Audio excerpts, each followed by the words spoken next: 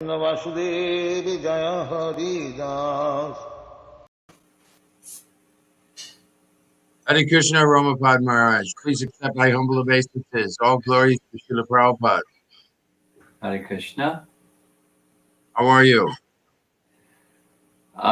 Eager to speak about Lord Chaitanya's associates. I'm wound up. I'm enthusiastic. Beautiful. So, you're a pretty famous devotee. We don't have to give you much introduction, but I think that one thing about you that maybe many people don't know, some people know, you're very, very active in college preaching. And, this you have been doing for a very long time, and you have a wide circuit, if you will, that you developed. How did the COVID affect that effort? Run silent, run deep. Everything kind of went into the submarine mode. And there are some occasional, like yesterday and the week before and so forth, events with collections of colleges. And, that's the way it's been going. It's sporadic and not so consistent. There are still things coming up this semester, but it's kind of quiet on the COVID front. So let's hope that things settle down with this COVID so that you can return to that. Thank you. Hare Krishna. As you know, but then some of our audience that may be visiting us for the first time, the GBC SPT has been conducting this celebrating Sri Caitanya-caritāmṛta. And we have had about half of our speakers, leaders throughout the movement, such as yourself. We have done about 35 interviews so far. And we are now double trucking it between now and Gaur Purnima, where we're doing 2 and 3 a day. Wow. It's absolutely wonderful. I hope the audience and your holy self doesn't mind me saying I've got the best job in the world, because what I've been doing is just interviewing devotees that I deeply look up to and take instruction from, and all I'm doing is helping them speak. And so it's a great service. You chose, as we started to talk about topics, that you wanted to speak about these a few of the very powerful and primary personalities of Caitanya-caritāmṛta, and what their roles are in Krishna Lila and like that. So we're very anxious to hear from you. We usually go for about 40 minutes or so you might want to 45 minutes, so kind of keep track of the time, because of course we can get lost in these personalities. But you're going to start with Rupa Goswami, and of course we are Rupanugas. So we're very anxious to hear. Tell us about Rupa Goswami. The topic from the menu was the nature, the characteristics, and the contributions of these associates. You got to start with Rupa Goswami. And something that I've appreciated since spending time with visiting Mayapur and visiting Puri and conducting yatras is 2 things that each of the associates of Chaitanya Mahaprabhu exhibit in a astounding and profound degree: humility and enthusiasm, which is almost like stop and go. Humility, exemplified by Rupa Goswami in many ways, but one really delightful manner of Rupa Goswami's humility is when he was called upon to recite from his Vidagdha Madhava Lalita Madhava, Lord Chaitanya called all of his associates the next day And Rupa Goswami refused, well, politely. He was feeling so humble, he was not qualified to even sit in their assembly. Lord Chaitanya called him. He didn't move because he was so controlled by his humility that he sat at a distance. He's being honored by all the senior Vaishnavas, and his heart is so humble, he can't sit in their assembly. That's one. And there's, of course, many. And at the same time, his unbridled eagerness, we know that this is one of the essential qualifications, according to Rupa Goswami, to go further in the bhakti process. And one of the outstanding examples of his eagerness was in terms of service, writing and establishing the places of Krishna's pastimes in Vrindavan. One of the pastimes I love of Rupa Goswami was finding Govindaji, because he knew that there were deities installed by the great grandson of Krishna Vajranabh, but one he could not find was Govindaji.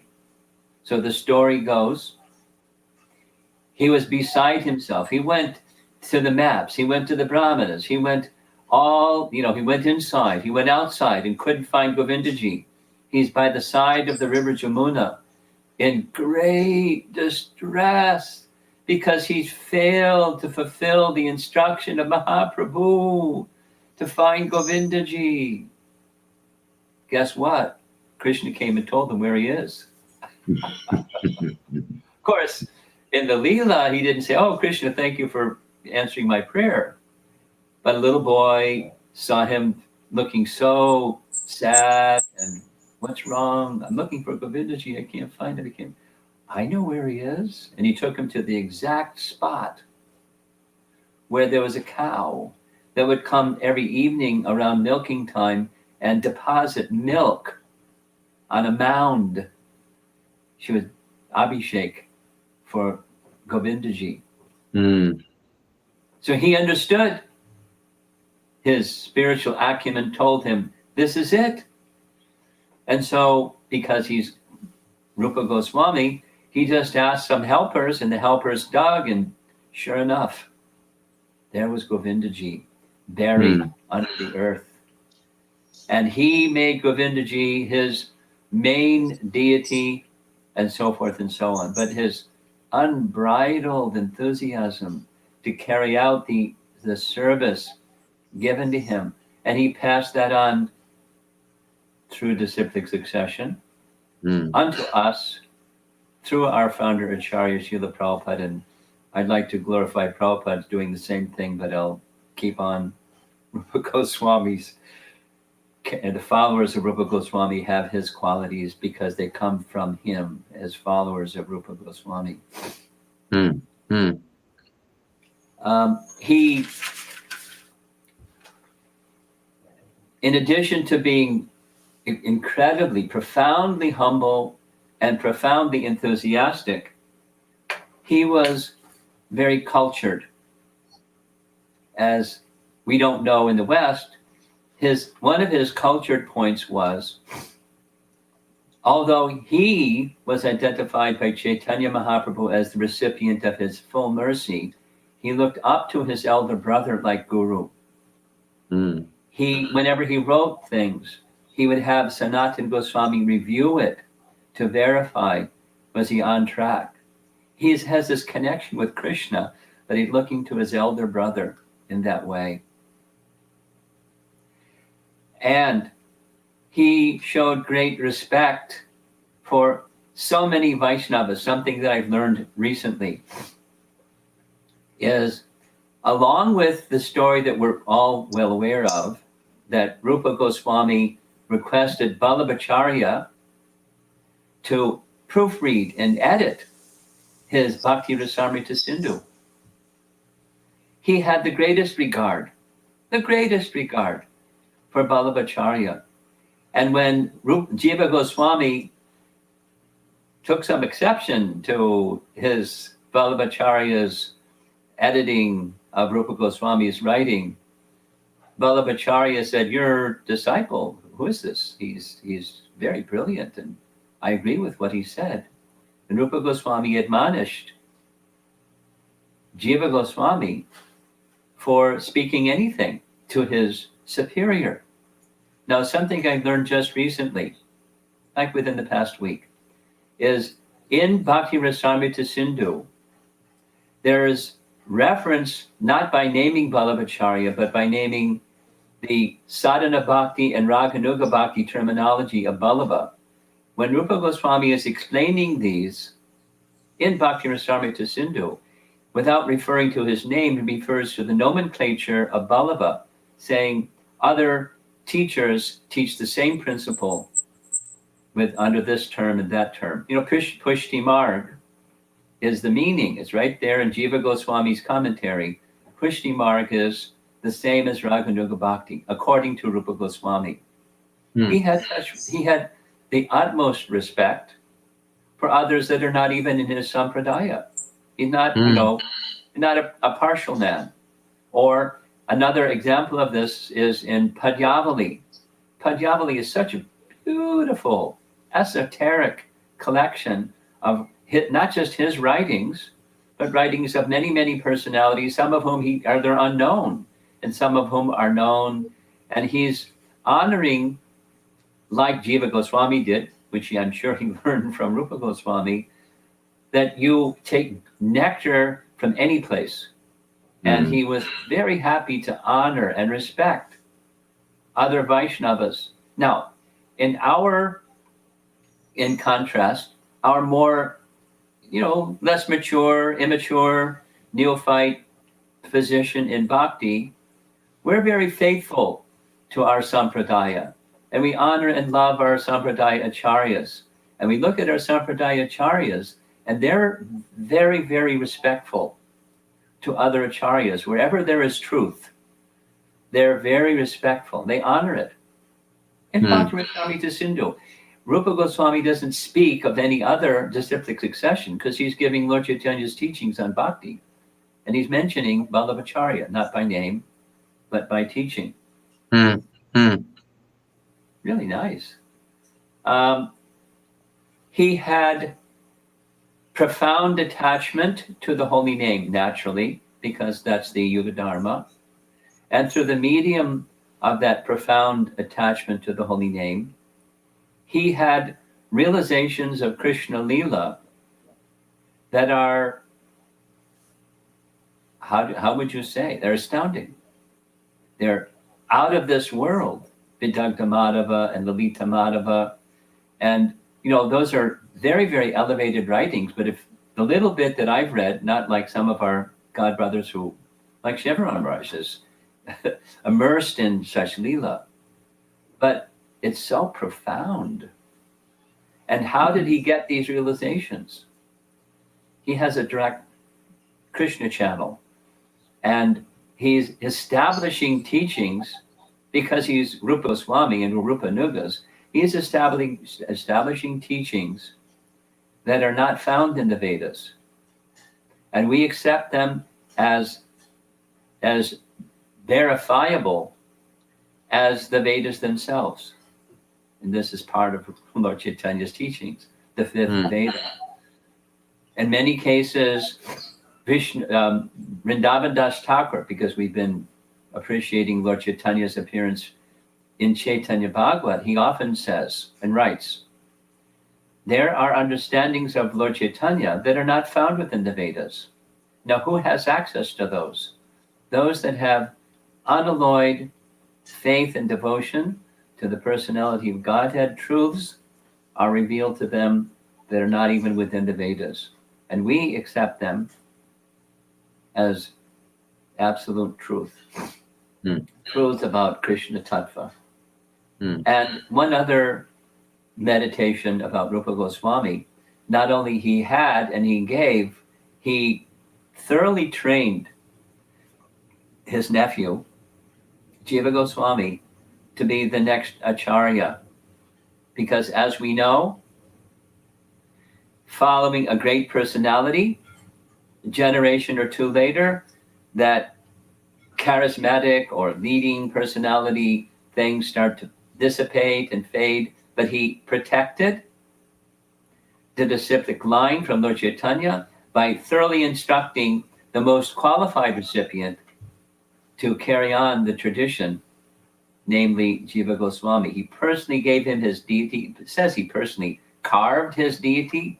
He wasn't a Murtiwala, but he personally carved the deity of Jiva Goswami. He gave him the residence in the Radha Damodar temple.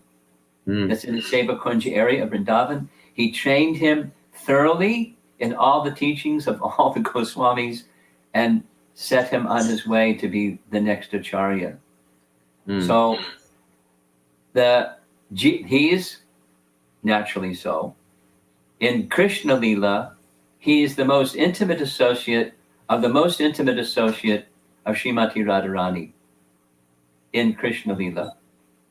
In Krishna Lila, the most intimate associate of Radharani, Lalita, your beloved Lalita. I'm letting the cat out of the bag, but Gopal. No, don't. I'm not qualified to even Well, mention. He has great affection for and appreciation and high regard for Lalita, and the dearmost associate of Lita amongst her manjaris is Sri Rupa Manjari. And of course, the succeeding acharyas, Narottam Das Thakur and others, have enormous affection for Sri Rupa Manjari. That's Rupa Goswami in Krishna Lila. So you can't get higher than that. The servant of the servant of the servant. So, Maharaj, being a fallen person, just struggling to someday hope to become a devotee, I grabbed a couple of these quality characteristics and want to ask you a question. We have enthusiasm, and we have another topic, the chanting of Sri Nam. So, in combining enthusiasm with our chanting of japa, tell us about that.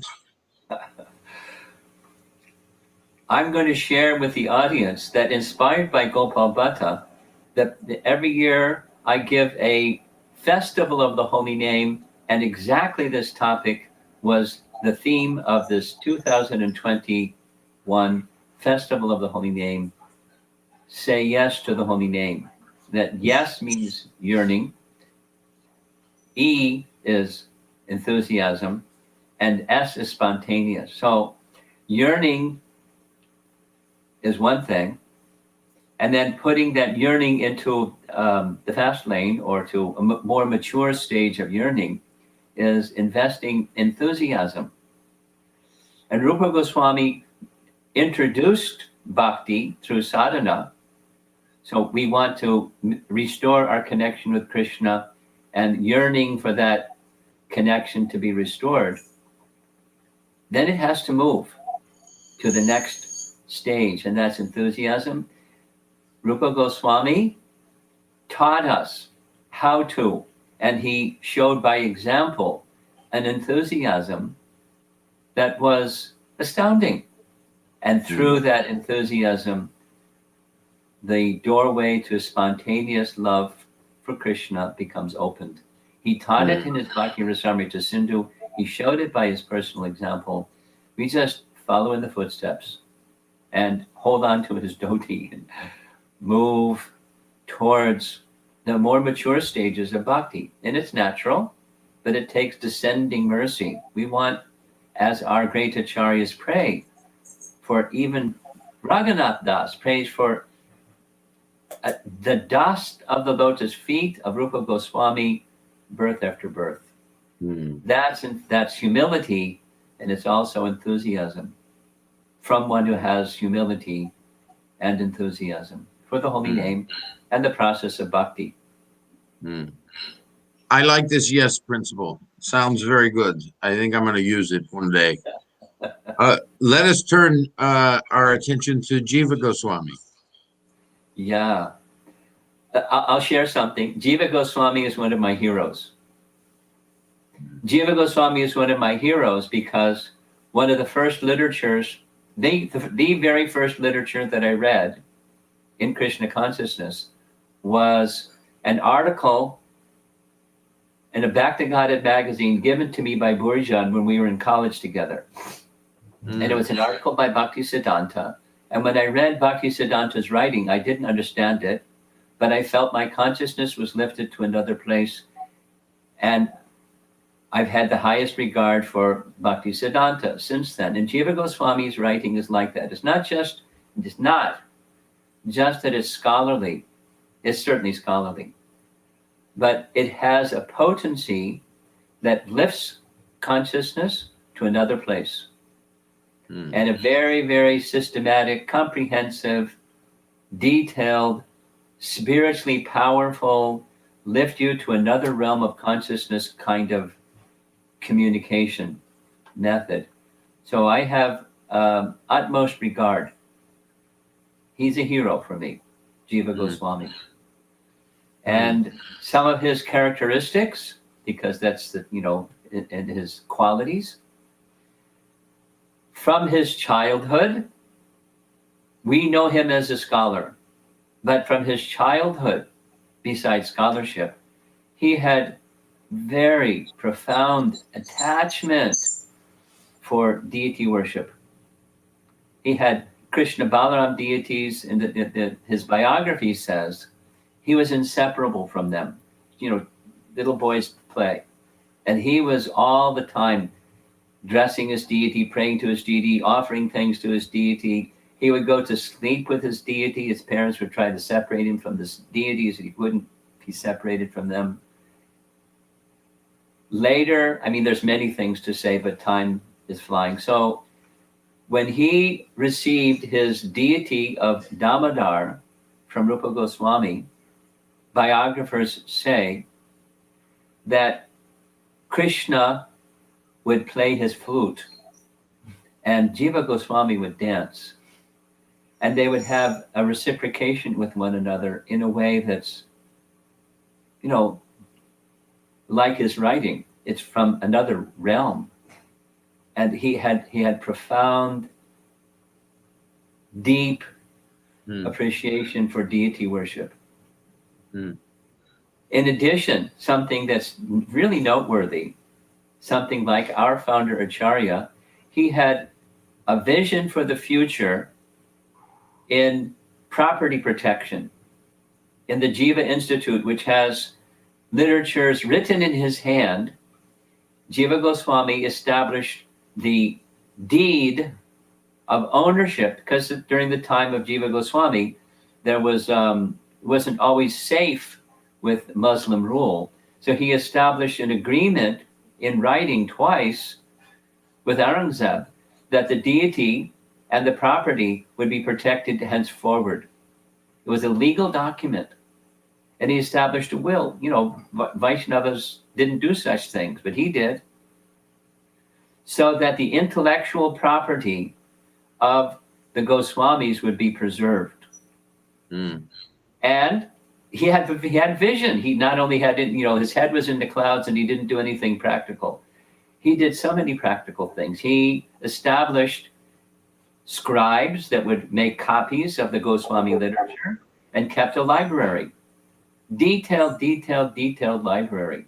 He was so expert in deity worship that when previous acharyas and even subsequent acharyas left this world, the deities went on the altar of the Radha Damodar temple because of his expertise in deity worship and property protection. He was an amazing acharya, and very loyal to Rupa Goswami. If person said something against Rupa Goswami, he didn't leave the place. He took the other option of correcting the person, because you can't correct Rupa Goswami. Bhaktisiddhanta did something very similar in relation to his father, which I won't go into, but very strong in protection of property, writings, deities, and as well the future. Jiva Goswami, like Rupa Goswami, not only preserved the disciplic succession, but he made sure that the disciplic succession would go on by his very careful training of the three great personalities, Narottam, Srinivasacharya, and Narottam Das Thakur, to continue the line of disciplic succession. And so many things. Last but not least, the traveling Sankirtan party, celebrated in ISKCON, of course, is the traveling Sankirtan parties that did so much and are still doing so much for making the literature of our disciplic succession available to the world. Jiva Goswami established the first, as we know, traveling Sankirtan party from the reserve of written literature of the Goswamis, which he knew thoroughly, preserved, taught to his followers, and sent them out to teach others. This is the Sankirtan movement of Chaitanya Mahaprabhu. Now, we don't hear so much about the congregational chanting, something very similar to Bhaktisiddhanta, who spoke certainly, because it's the Yuga Dharma, the Sankirtan movement of Chaitanya Mahaprabhu. We know him more for his kata, Krishna kata, and his teaching and his example setting. But the Sankirtan movement of Chaitanya Mahaprabhu was largely, of course, the acharyas that he trained became celebrated singers of the message of Lord Chaitanya in their native language. They spread Krishna consciousness very effectively through Sankirtan, congregational chanting, but also through book distribution. And how sacred was that book distribution? He knew, as his uncle, Rupa Goswami, established, and Sanatan Goswami established through writings, and 400,000 Sanskrit verses in one lifetime. So let me just do this. 400,000 Sanskrit verses means in the Bhagavatam, there's 18,000 verses. In Mahabharata, there's 100,000 verses. So it's like he wrote 3 Mahabharats, something like 7 or 8 Srimad Bhagavatams, and a whole bunch of other books in one lifetime, along with all this other training, educating, extending care, guiding Raghunath Das Goswami when it came to the excavation of Radhakund.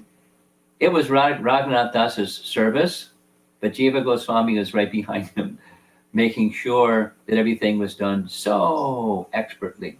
So expertly.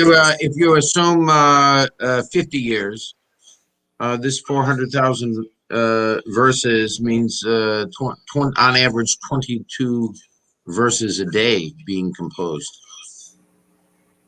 And just to add to that, many of you in our listening audience, you know who Radhika Raman is.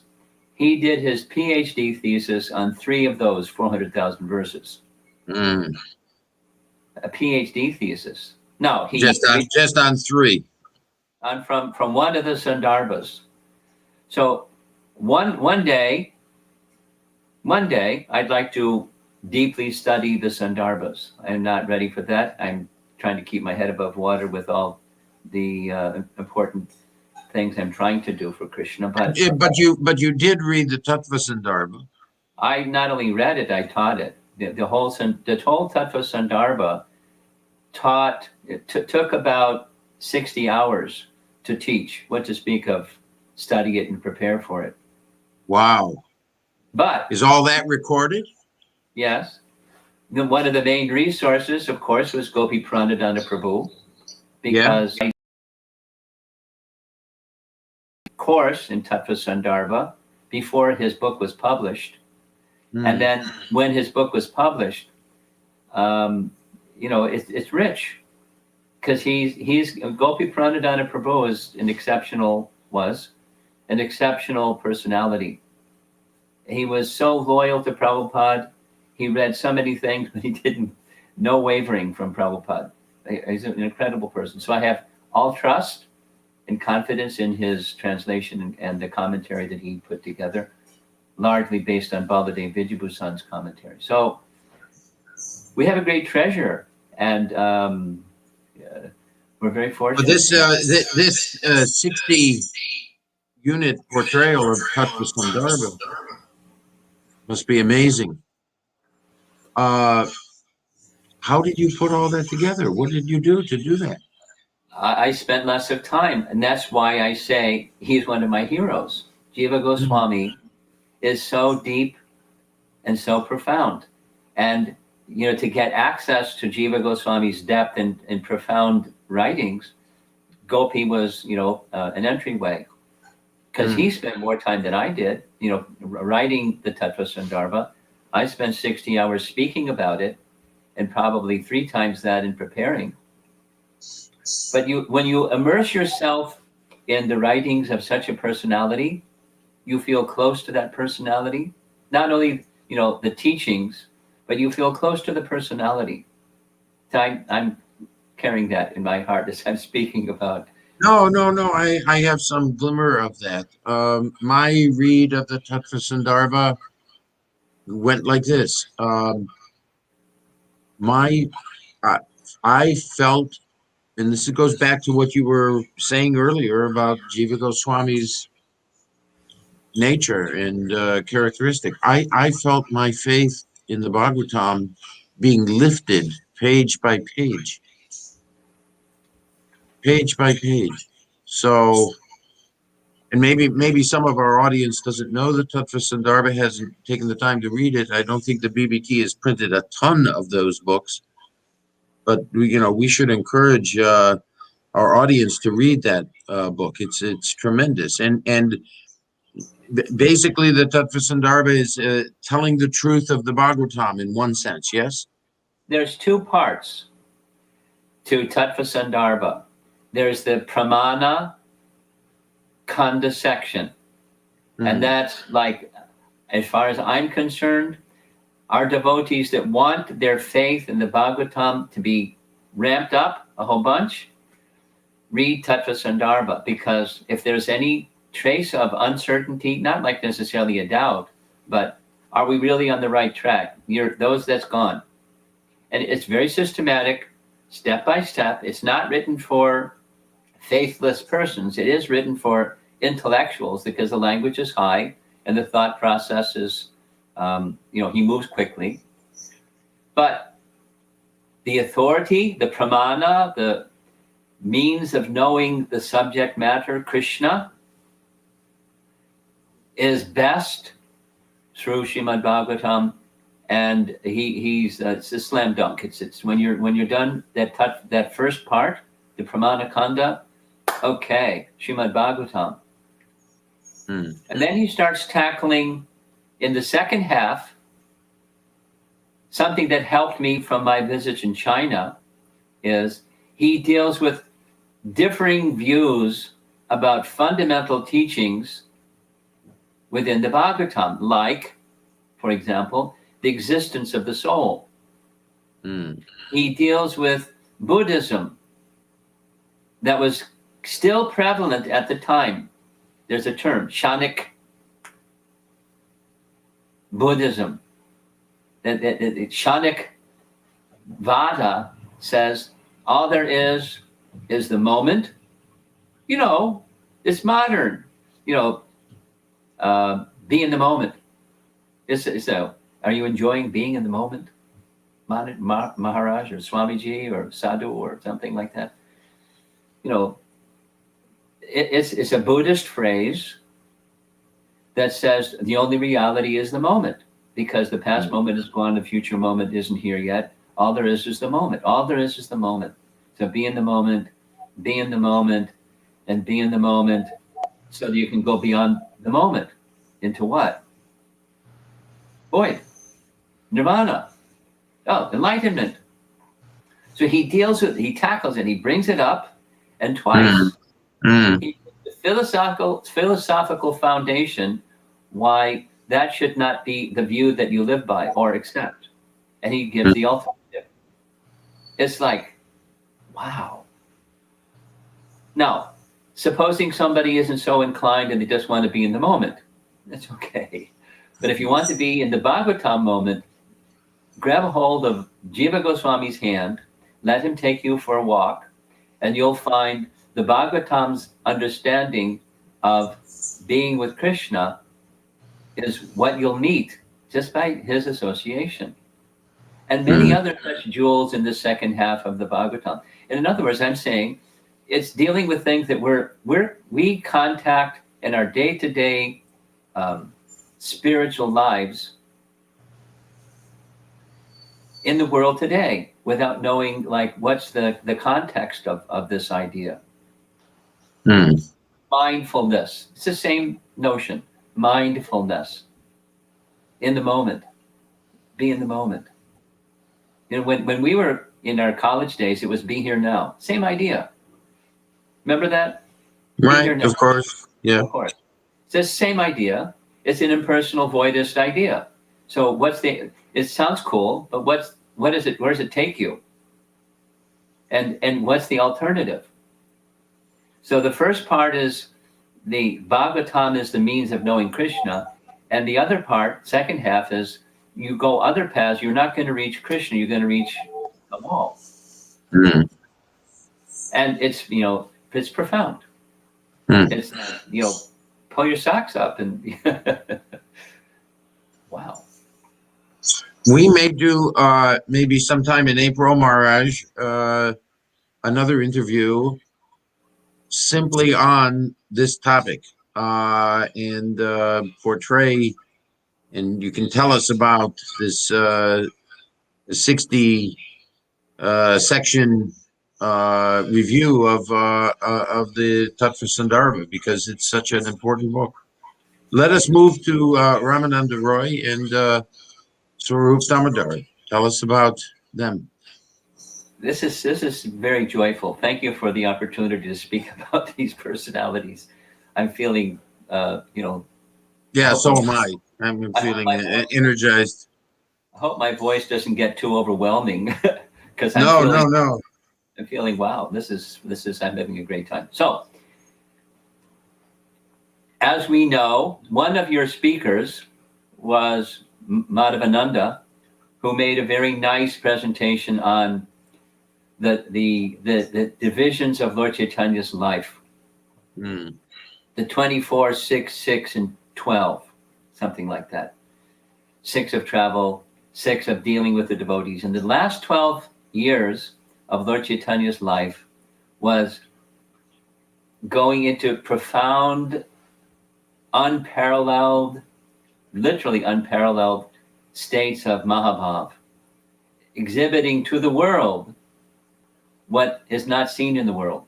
It's not worldly. It's the moods of Radha in her intense feelings of separation from Krishna, and his constant companions during that period of time, constant companions for 12 years, were Swarup Damodar and Ramananda Roy.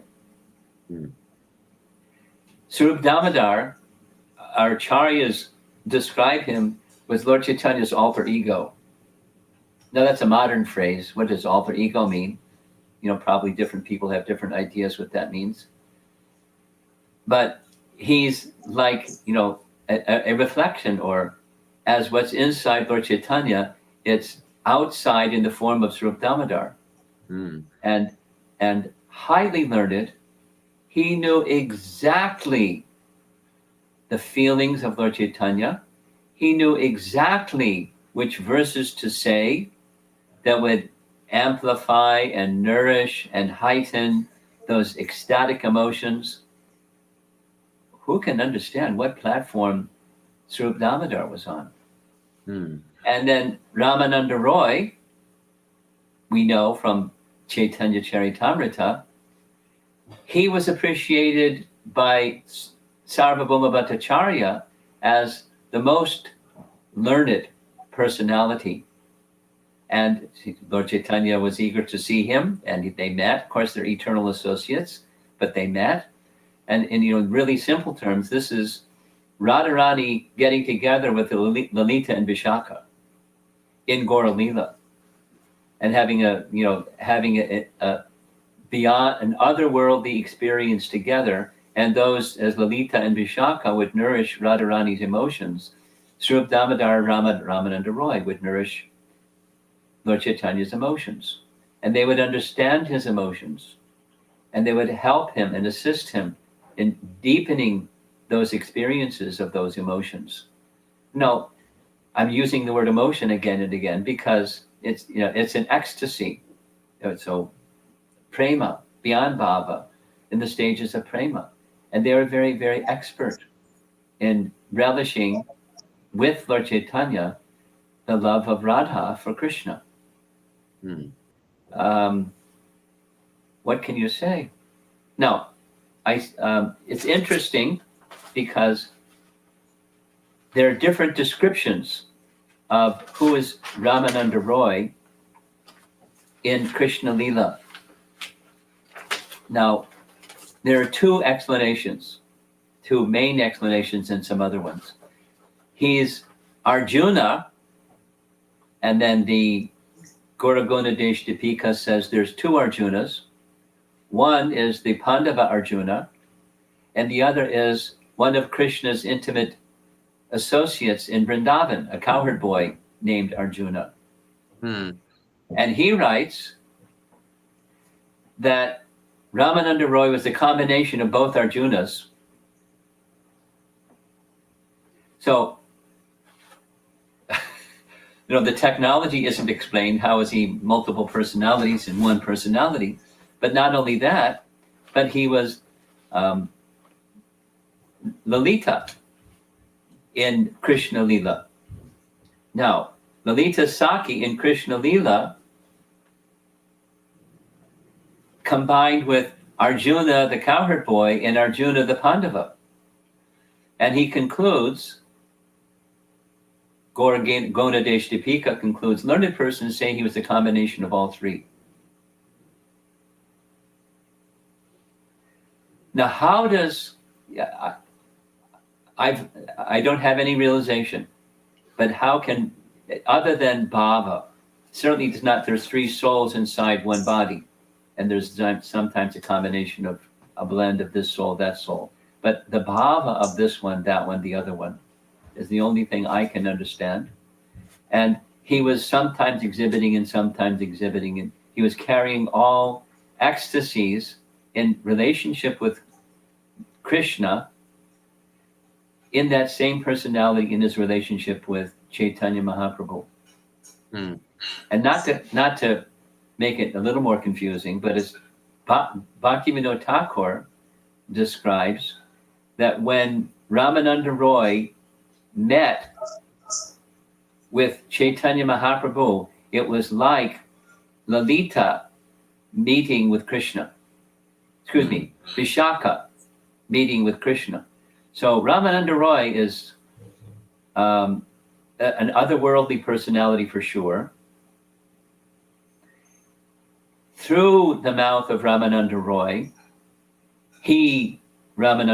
Lord Chaitanya spoke truth that Ramananda Roy had never heard before, never understood before, but Lord Chaitanya was engaging with him and engaging him as an instrument to speak very, very, very elevated truths, revealing the truths that he came to give, the truths of the very, very special love of the resident of Vrindavan, the special love of the gopis amongst the residents of Vrindavan, the special love of Radharani amongst the residents, amongst the gopis, and the different stages of love of Radharani toward Krishna through the mouth of Ramananda Roy, who said, I'm a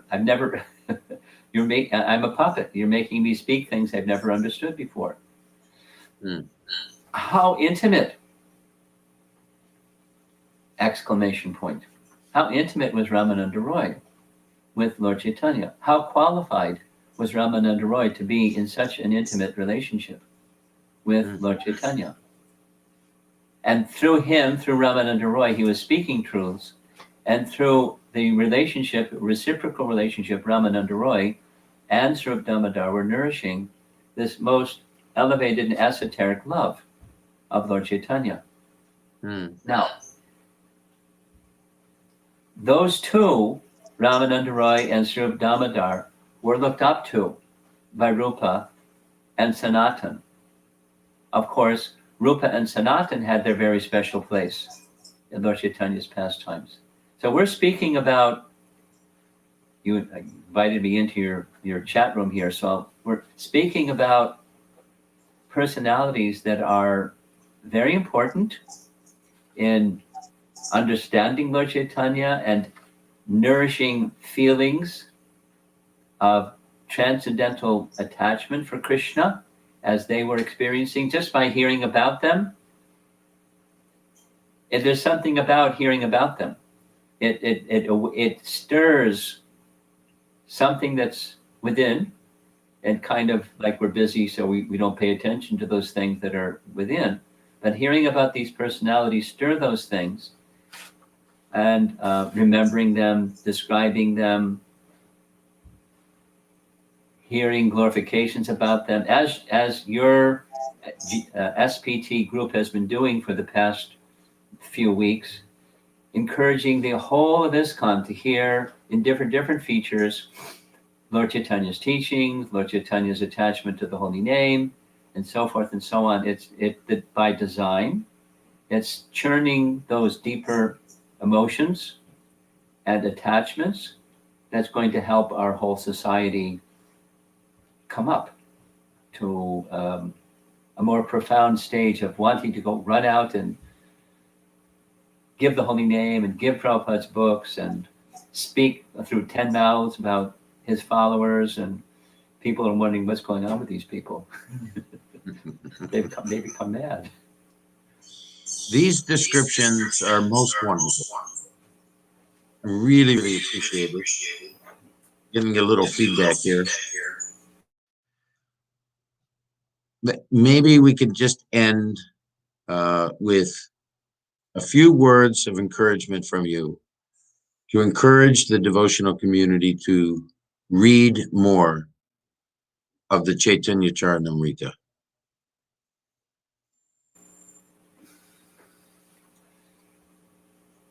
And the doorway for reading more Caitanya-caritāmṛta starts with reading the Bhakti Shastri literature and Srimad Bhagavatam abundantly. Now, that doesn't mean don't read Caitanya-caritāmṛta. But the doorway to understand it and appreciate it more deeply is through the doorway of the Bhakti Shastri literatures and Srimad Bhagavatam. So I'm maybe not saying what you want me to say, but I'm saying what what would say as you realize. My heart. So to understand, just like to understand Bhagavad Gita's message, that you have to be at the feet of a holy person like Prabhupada, and those that are deeply immersed in Prabhupada, and they can convey the message and the mood of Bhagavad Gita through our founder Acharya and other Acharyas. And that will help you understand Srimad Bhagavatam better. And you go through the earlier cantos of Srimad Bhagavatam, and then there's a chance that you'll have deeper, more profound appreciation of Krishna's Lila in the 10th canto. And, we've heard Prabhupada say this, but it's true. And by going through deeply into Srimad Bhagavatam, doesn't mean wait till you're a deep Bhagavatam reciter or realizer before you open Caitanya-caritāmṛta. But the depth of what Caitanya-caritāmṛta has to offer is opened by plunging more deeply into those preliminary literatures. So having said all that, getting a glimpse of something that's so high that's like you need binoculars and you still can't see it. You get a telescope and you still can't see it. You understand, wow, that's really high. I better go back and study Bhagavad Gita and Srimad Bhagavatam more carefully so I can see what's up there. Because not only the pastimes are profound, the way that Krishnadas Kaviraj has compiled the Adi Lila, it's really detailed. It's the postgraduate study. So you may get intimidated by the postgraduate study if you haven't done your undergraduate and graduate studies. So, yes, read Caitanya-caritāmṛta more. And I think that will do for you what I just said. I better go back and study Bhagavad Gita and Srimad Bhagavatam more carefully, because this is really high literature. I'm getting something, but I know I'm missing a lot, and I want to get it. So go back and do a refresh on the preliminaries. Maharaj, our time is ending. I have to say I'm very inspired and enthused. Your message about Rupa Goswami, Jiva Goswami, Swarup Damodar, Ramananda Roy, it's just a wonderful portrayal. I think we will find some time in late April to do another thing on the Tattva Sandarbha. We should do that. Okay. But by the way, it was 60 hours, not 60 units. It was Yeah, more than okay. 60 hours. 60 hours. Okay. Yeah. Yeah. So Okay. we want to thank you so much. All glories to Srila Prabhupada. You made Hare my Krishna. day. Thank you. Hare Bol. Hare Krishna. Hare Krishna.